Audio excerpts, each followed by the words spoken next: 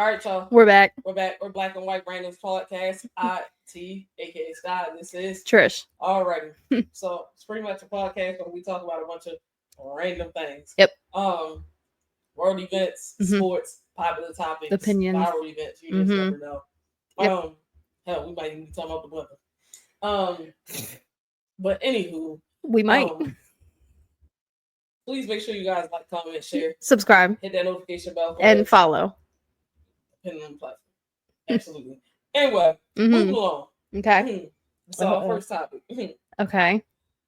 Should the NBA find and or suspend refs for some of these intentionally bad calls? The reason why this was brought up is one of the Lakers' top players was ejected from a game last night that they could have potentially won. Game was tied up. They were on their way on a run back. Mind you, they just blew this team out 2 days prior. Same arena, away game, whatever. Like, the weird part about it is it was Luka Doncic, or Luka. They literally just got him in the trade about a month or some change ago or whatever. Right. And everybody knows historically Luka yells at the fans sometimes when they talk ish. Like, he talks trash back. Okay. Right? Okay. Mind you, he had a tech already early in the game. So let's be mindful of this. He's not that dumb to purposely get himself ejected from the game. Right. So he's running up the court. He turns around. The referee just so happened to be in the same direction. Everybody is pissed. Even some of the OKC fans were pissed because they was like, that's a bogus call. Like, why would y'all throw him out of the game? The ref, like, he didn't even waste time. Like, he literally, as soon as he heard whatever he said to the fan, he teed him up. He was like, dog, I'm not even talking to you. Like, literally, he turned, and on top of that, like, I'm like, are you taking advantage of him because his first language is in English, and it potentially might sound like it was directed at you? Like, right. I don't know, like, yeah, that sounds, yeah. It was giving real weird vibes. Like, there's gotta be, there's gotta be like it was just a bad call. Yeah, there's gotta be something. There's gotta be some type of way to hold these refs accountable. It's crazy that they have like this blanket immunity to across majority of the police over here in America. I can't speak to international sports, right? But I can speak to over here. They are historically just freaking terrible. Yeah, and then there are like periods where certain teams and certain sports are really not treated fairly. Like, there's gotta be something. There's gotta be certain players, like they target players. And then it's happened for a very long. It's happened for a long time. And then on the flip side of the bad calls, there's some that just get favorable calls on the other side of that. The same thing. It's the same principle. There's got to be some actual way to ensure fairness, and they're not taking those steps. When they get ejected so many times, I believe, or so many texts, there is a fine to pay, I believe. So, like, yes, for some of them, you know, the higher paid ones in the league, that's not that big of a deal. You know what I'm saying? You get fined, whatever. But when you get fined, you also get suspended for a certain amount of games. Right. So, I don't know. I just found it to be weird that that's what you threw him out for. It's almost like he had money on the game almost. Yeah, that's what it. Personal vendetta against you, or like, I swear some of these refs be sports betting, which I believe is against them. I don't think they're allowed to do that on any level. On any level. But remember, there was a was it one of the college games last year? I think it was one of the college games. They in the middle of the game pulled a ref because they found out she went to one of the schools she was reffing. I don't even think it was. How'd y'all miss? They let her ref that game. How'd y'all miss that? I think it was like right before the game. How did you miss that? Like, that should have been looked into long before you even got to the point of needing to. But some of these college refs are just bad as well. Yeah. Like, I've seen a couple of bad calls throughout the NCAA tournament, specifically in the women's game. Can't really speak to the men's game, basketball. Yeah. Whatever. But there was a couple bad calls where you. Like, and one of the refs, it was like every call she made was just horrible. Yeah. And you could tell it was targeted toward one team. The other ref was pretty much calling the game fairly. But this particular ref, and she had so happened to be the head ref, which is another thing that you got to watch. A lot of times when they have these refs that are like somewhat kind of like holding the game in their hands. Like, I swear some of these refs' egos start going to their head. Yeah. Like, if you ever notice, majority of the ones that do that type of stuff are usually the head ref, the one that got to go review the footage and all that other good stuff. Yeah, like, don't let that get to your head. Like, I've seen it so bad during the women's NCAA tournament where even the actual announcers reviewed the footage. It was like, oh, yeah, that's got to get overturned. And then the ref came back and was like, oh, this call's not getting overturned. But we can clearly see it. We saw it at home. A lot of times you'll hear that when there's live announcers and they actually know they actually have played. You can, a lot of times they'll call them out. Because sometimes they do change the referee rule book. Yeah. They upgraded, changed rules and stuff like that. Yeah, no. But at the same respect, like, this was something that was like a basic rule that most people know. Yeah, no. They need to do something. They absolutely got to do something. They have to, because it's the NFL, it's the NBA, it's the WNBA, it's the NCAA, men's and women's basketball. Yeah, I'm pretty sure on the men's side, the same thing is happening. Like, they just got to do better. General. Because another thing is, I get them not wanting people to like actually approach the athletes and the refs because of like sports betting and stuff like that. Right. But you have some people that are really loose cannons. Yeah. And they go rogue. And this has nothing to do with sports betting, bro. And them refs are going to end up getting their shit rocked one of these days. Yeah, like, because you can tell sometimes it's just they have a distaste for a certain player for whatever reason. They don't like this player, and nothing that this player can do when they're playing this particular ref. Well, I said playing them like you're playing them like they're the enemy. Some of them know, like, I even heard like Angel Reese say one of her games or whatever, where they asked her something about the refs, and she was like, I'm not really concerned about the refs too much. She was like, the thing is with refs, you got to know how they call in the game. She was like, if they call it aggressive, then meaning like, you know, there's a lot of physical touch going on under the basket, they going to start calling fouls. She was like, that's something you got to be attentive to. She was like, then you got some refs that'll let you know, just play the game. She was like, that's also something you have to alter your game based on the ref. Which that sounds crazy within itself to say that you have to alter a game based on who's refereeing a game. Yeah. But you guys are paid to literally be there for just the rules. You would think that everyone's calling it equally across the board, but no, they don't. Sometimes it's in the middle. She's like, but most of the time it's one way or the other. They either call it super aggressive or they're not. Yeah, that's making a bunch of calls at all. Which is also dangerous because that's when a lot of people actually get hurt. When the referees are kind of like being lenient and just letting them play. Yeah, that's insane. I don't know, but you guys let us know how you feel on the topic. All right, so I don't know if you saw this or not, but this is making waves. Apparently, Keri Hilson was on the Breakfast Club. And she said that the Turnin Me On diss wasn't written by her, and she was forced by Polo to record it. To do the verse. I heard that. This is back when she was signed to like, I get the Polo the Dawn label and Timbaland or whatever. Yeah. I did see this. Right. So I'm all for it. Like, and I'm not gonna say she was charged, wasn't charged. I can't really speak too much on that. I mean, I said charge. Focus. Focus. Anyway, I can't really say she was forced, wasn't forced. Yeah, no, we weren't there, so we really don't know. We don't know, but the fact of the matter is she came out at this point, I guess, based on the question she was asked, and she finally like just answered it honestly. And I guess now after years, she's feeling comfortable in that. Yeah, and she was saying she regrets it. Inclined to slightly believe what she's saying is, did you see who issued her his apology? No, I didn't see that part. Because remember, she said it wasn't written by her. The actual writer. Yeah, she wouldn't say the name. No, she didn't say it on Breakfast. Oh, they did. Another writer that we know. I saw a comment. She has written for Chris Brown.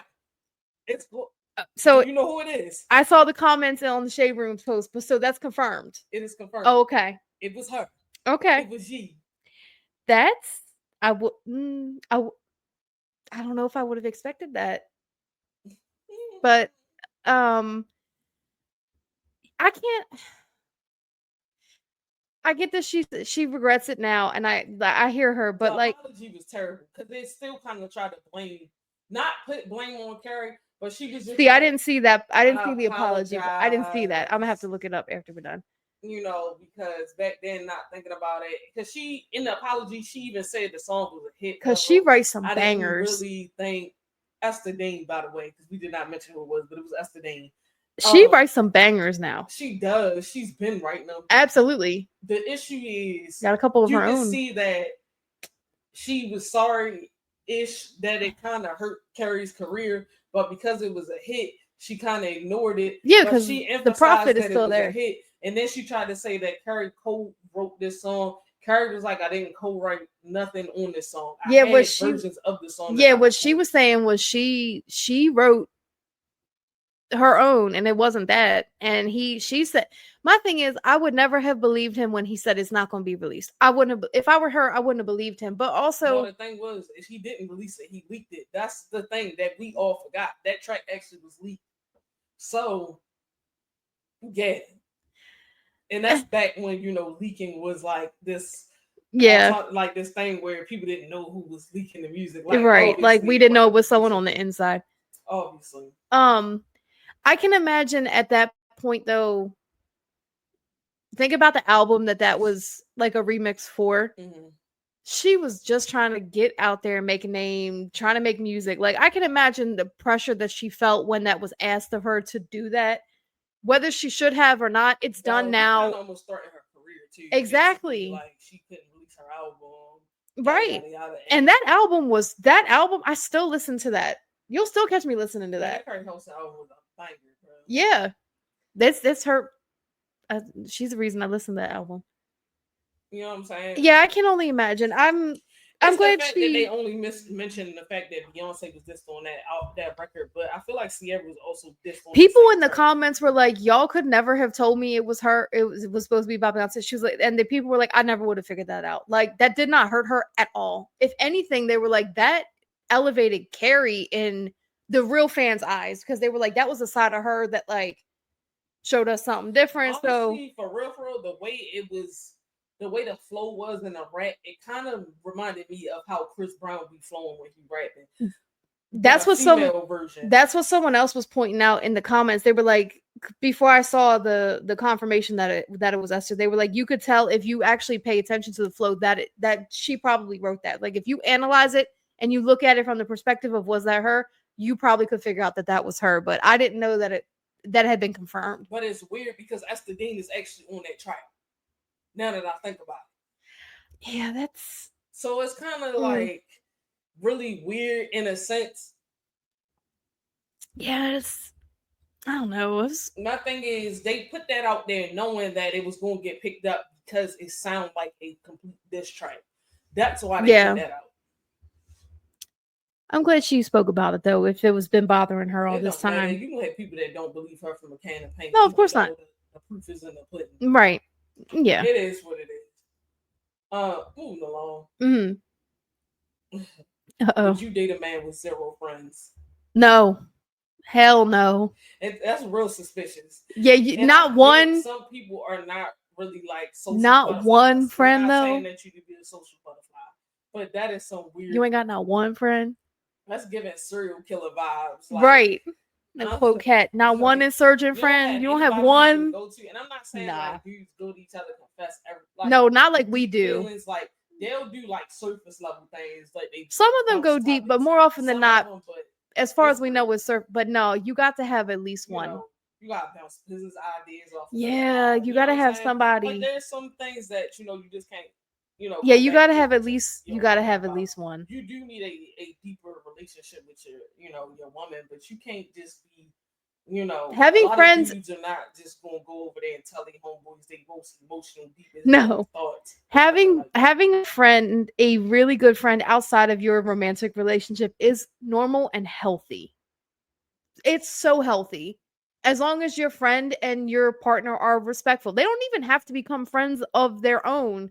As long as they're respectful of each other and who they are to you, like, you got to have at least one friend, sir. I just feel like even at this age cannot deal with a dude that's so immature that their friends put them in environments where they could potentially be tempted. Not just tempted, and I'm not even just talking about on no sexual shit. Like in general, like they put you in an environment where you're at risk for certain behaviors, certain things to take place. Potential scandals. Like, just there's some dudes that still hang around with their hood best friends that still doing hood rights and shit. Yeah. You're a little bit older in life, you can settle down, you can start a family. Yeah, at some point you gotta move. You gotta grow up. Sometimes you have dudes that are envious of other dudes too, so you gotta be mindful of that type of stuff.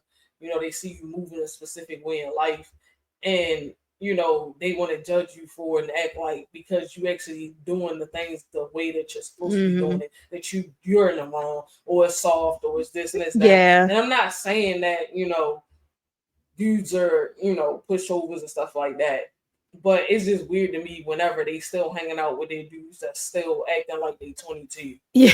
You know what I'm saying? Yeah. That's still weird to me. Yeah, that is. This dude is not really a good person. Yeah.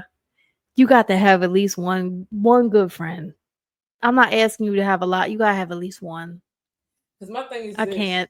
I feel like people should date their friends too, because like at the end of the day, men and women should not be dating people for their potential. Not saying men actually almost never date women for their potential. Really, they don't. Us women, we seem to think that I see the potential in the potential. That's true. Girl, when we was over the projects, he was sitting in there drawing buildings. He might be an architect. But he was just on the corner playing. Y'all gotta cut that out. Y'all gotta cut that out. Sense. Yeah, no. The lingo slinging. If you're not from the United States, because a couple of y'all watch us around. Yeah, we've got some international. Yeah, hey y'all. How you doing? But that's pretty much a phrase for selling drugs on the corner, slinging. But slanging could mean something completely different. We have to discuss. Yeah, that's for another episode. Yeah, let that go. But not for this one. We're not even remotely talking about nothing. Not like that. Yeah, no. But like I said, just dudes, go out there and get you some solid friends. Yeah. That can help bring you up in business, but ones that also aren't living like that. Living a double life stuff is crazy to me. Yeah, it is. But anywho, now we had driving while black. Okay. Yes.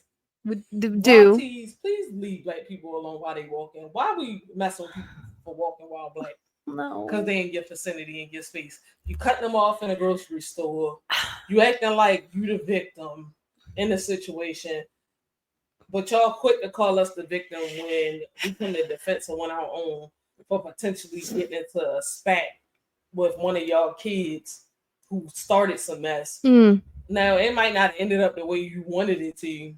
Because that's a whole nother topic. Yeah. You seen that thing about that boy that stabbed that kid? I did. Yeah, we all seen that. And it's goofy because that's like going to have something between the black and the white community to split.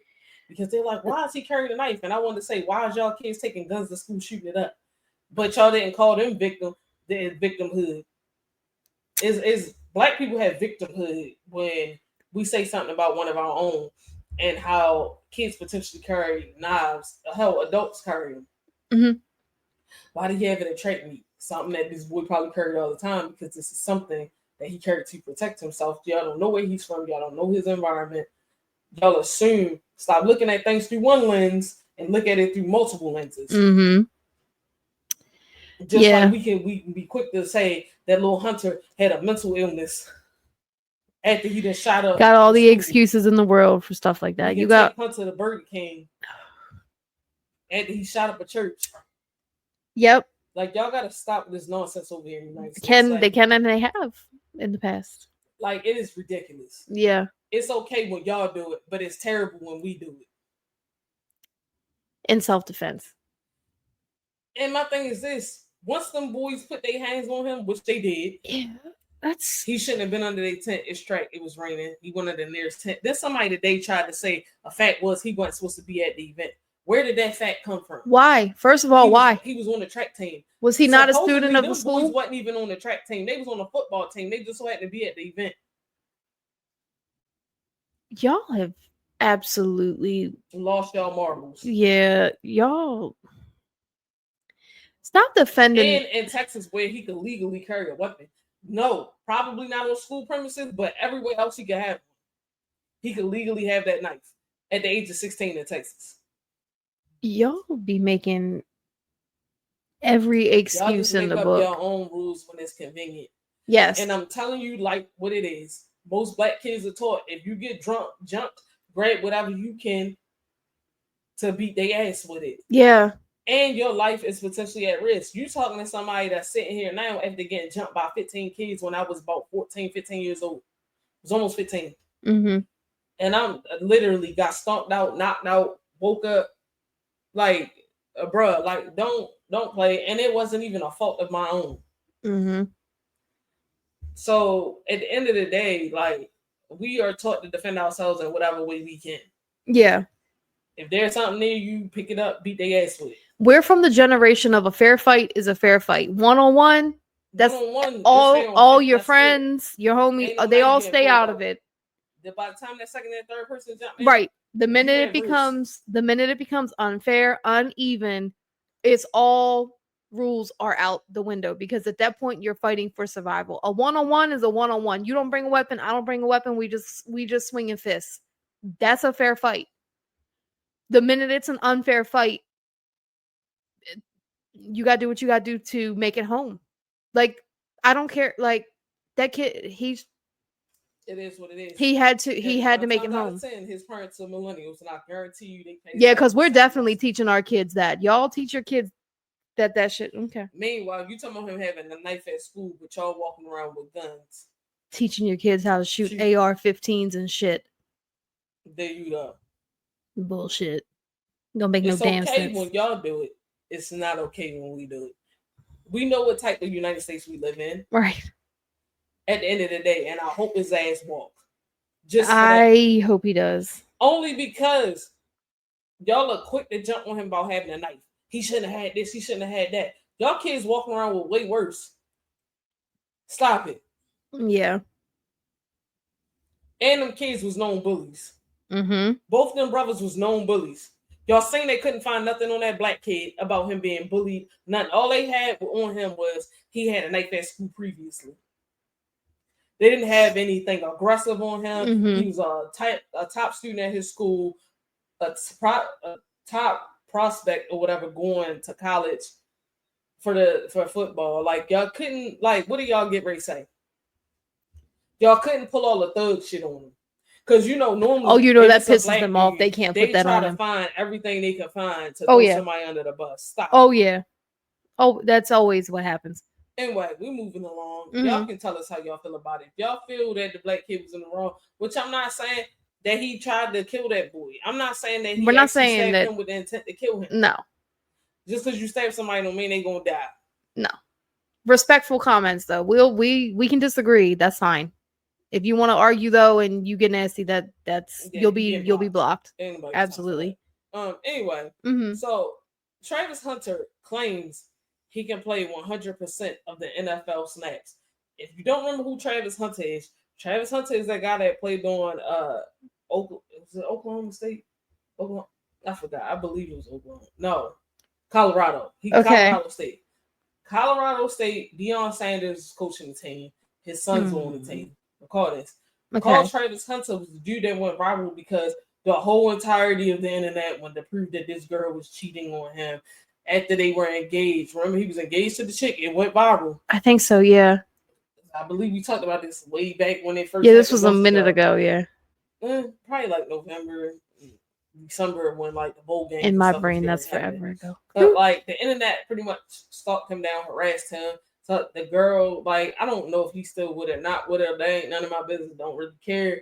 Right. But the internet took it, and I feel like because of who she was and because of what she looked like, I feel like she wasn't a white girl, but she definitely was a person of color. Okay. Whether she was biracial, mixed, of other descent, really didn't matter. I just felt like that was that man relationship, and y'all took it upon yourselves to try to demean and destroy her at a pivotal point in his life and career, talking about, oh, we did him justice. Y'all didn't do him shit. What y'all did was have that man probably have a mental breakdown in the middle of him having a football, like a pivotal part in his college football career. That's what the hell y'all did. Y'all messy as hell. Yeah, this is messy. Yeah, if he was gonna find that out, let him find that out on his own. It is not y'all business to help him along the way. It's really not. Yeah, internet. And it was his fiance at the time. So if he was going to find all this out, eventually it was gonna come out anyway if she was doing the shit. It is not y'all business to speed the process up. Yeah, internet detectives. Once they got a hold of the first inkling of her doing whatever at one of his events or whatever, then everybody was, oh, we gotta help. Y'all need to help your damn household. Y'all worried about him. Internet detectives, can we, because there have been plenty of times where internet detectives use their powers for good. Let's focus on that. Let's out the men who were in that 70,000 men group chat. Let's find the pedophiles. Let's leave people alone. They worried about the one ratchet chick that got hooked up with the dude that played. Right. Like, let's not worry about that. Let's focus that energy into something that's actually going to benefit society, because that doesn't benefit anything or anyone. It doesn't help y'all at all. Getting criminals off our street and shit like that helps people. Like, can we, because there have been instances where that's happened. Can we focus on shit like that? Stop being goddamn nosy.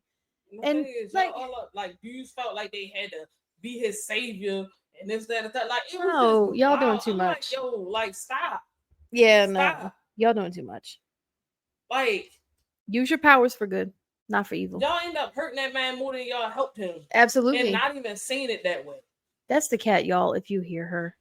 Ridiculous. Like, y'all need to just stop being ridiculous out here. Yeah. Anyway, so back to the original point at hand. Right. He said he could play. In college, played on offense and defense. Okay. At points in the game. Okay. He swear he can play 100% of the snaps, offense and defense, in the NFL. Sir, them men in the NFL is way different than them men that you playing with. Yeah, that doesn't sound and smart. I'm not saying yes. Y'all. Do you have the skill? Yeah, if you do, but should you is the question. Like, not doubting that you could. In the past that should you every single time? No. It doesn't happen often now. Back in the day, maybe here and there, you might see a player go from defense to special team. You might see a player go from offense to special team. You might even see a player go from offense to defense, but I guarantee you it ain't nowhere near 100% of the time. No. Just because you could. I need you to think about preservation. I was thinking that just because you could doesn't mean you should. You might have the skill, but that doesn't mean that's how you need to utilize it. That's not. When he gonna learn his lesson when he gets smacked by one. That's what I'm saying. Like, really smacked, not one of them little soft hits. And we talking in an era of new football where they got all these damn rules. Because back in the Ray Lewis and them era, you get smacked. You go ahead and say that same dumb stuff that you no, because man, Ray would take that as a personal offense. You're confident. Travis, I love that very much. But sometimes you got to stay silent. Yeah. And it's okay that you want to play both sides of the ball, but I just don't think you're gonna play 100 snaps. No, that's too much. There's many NFL coaches out there that would allow you to do that. Now, Deion Sanders might have somebody in his pocket that he might be able to, be like, look, it might be beneficial for you if somebody need to break on Yeah, there are times where that would be useful. He's not out there running 100% of the time on offense. He's not starting or nothing like that. That would be useful, but not an every time occurrence. That might be too much.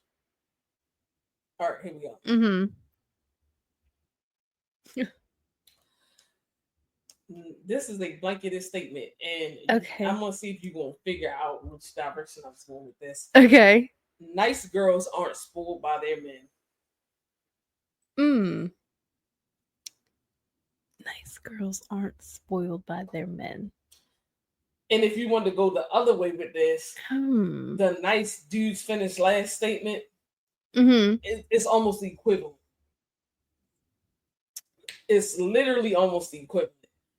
Huh.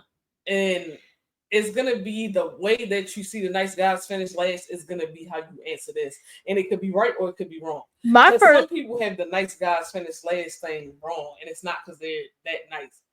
It's because how they behave because they're that nice. But you go ahead. Wait a minute. Say the first one. Nice girls what? Aren't spoiled by their men? Yes. My first thought, my first instinct was they spoil themselves. No. What? No. What? No. What you got? No. What? Absolutely not. What? So this is what happens. Okay. Overly nice girls are usually not spoiled by masculine men. That's what I will say. Reason being, like, yes, you can be submissive, right? Uh-huh. You still have to have some type of backbone. Most nice girls end up being on the male schedule, whatever he needs, whatever he da. Okay. And this is in the beginning. This is not like after like you guys actually become like a couple. Mm-hmm. But in general, before like on the courting stage, on the whatever, there are certain girls that are just too nice, they too available, they too this, they too that. Like their time is just okay. Whatever he asks, whatever time, even if I had plans, I'm about to cancel my plans, I'm about to meet up with him. Right. Like, that's not how that's supposed to go. No, it's not.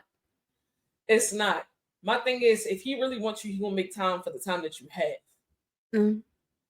Now, I'm not telling you once you get together, like you can't move stuff around. And I'm not saying there's not a point in time where you should move stuff around. The problem is you have females that are too available. They're too available. As soon as he texts you, you right on. Girl, he texts me.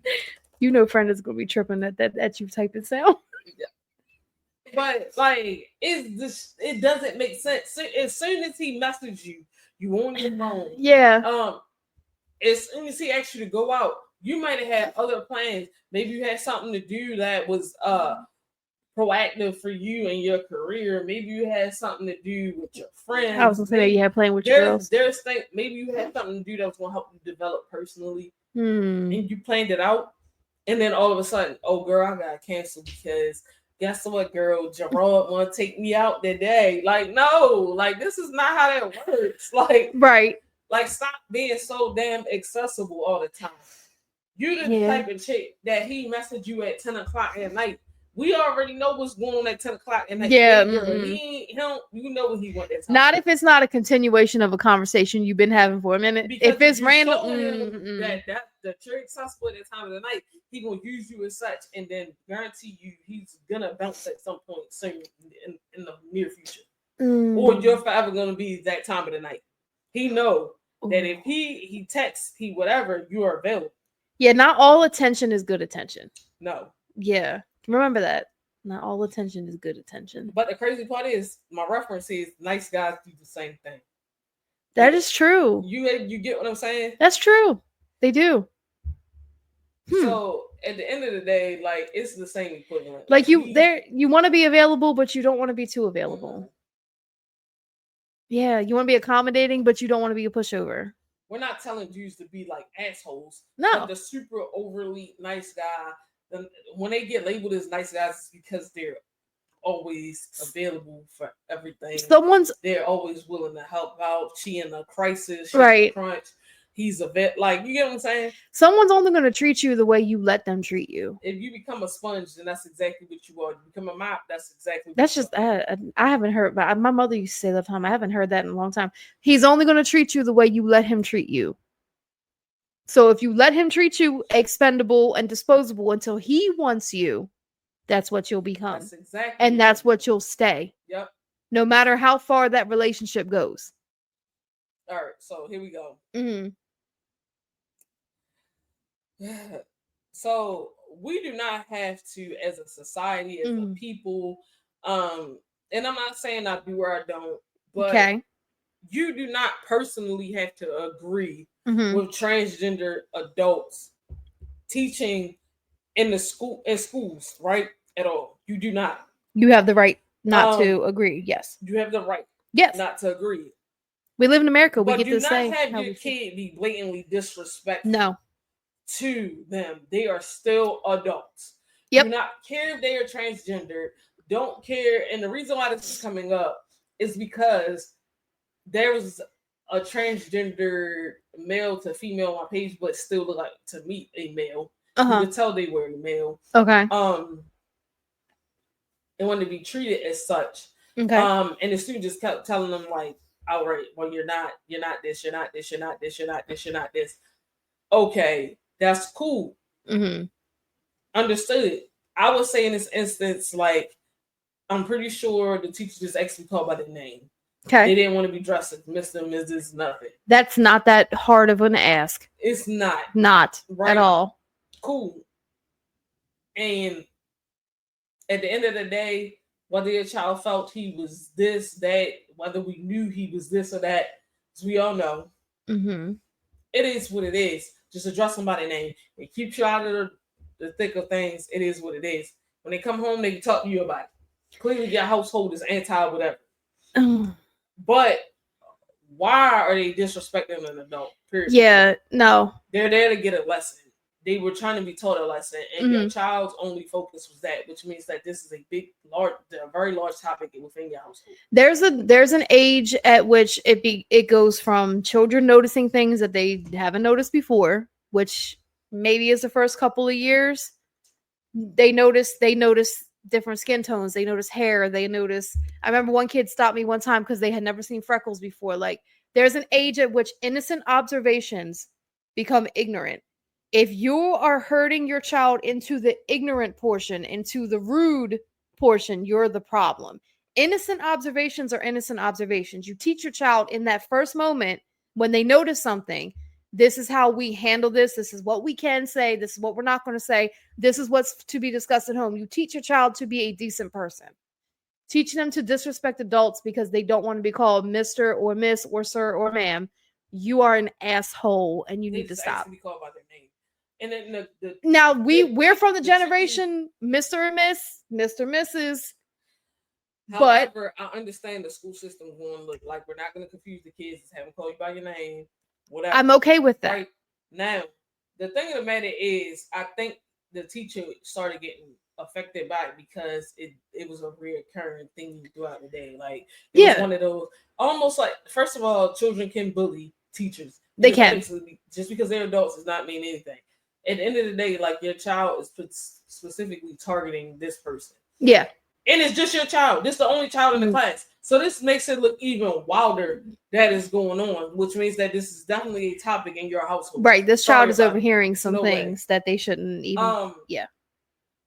If you don't want your child attending this school, you have every right to move them. You do. You have every right to request a different teacher. You do. But you don't have the right to be a jackass about it. Like, maybe that's not a thing. Maybe in your home or whatever. But I guarantee you this is one of the, I hate to say it. What? Those radicalists that we have as Christians, the Christian nationalists that want to be Christians, but they're not Christians. No, they only want to quote the parts that agree with what they want to agree with. They don't want to, trying to say that racism, like, literally, like, segregation was in the Bible, or was Jesus was pushing segregation. I said, huh? And then the scriptures they brought about didn't even really make sense. They only want period they made sense. But they only want to serve.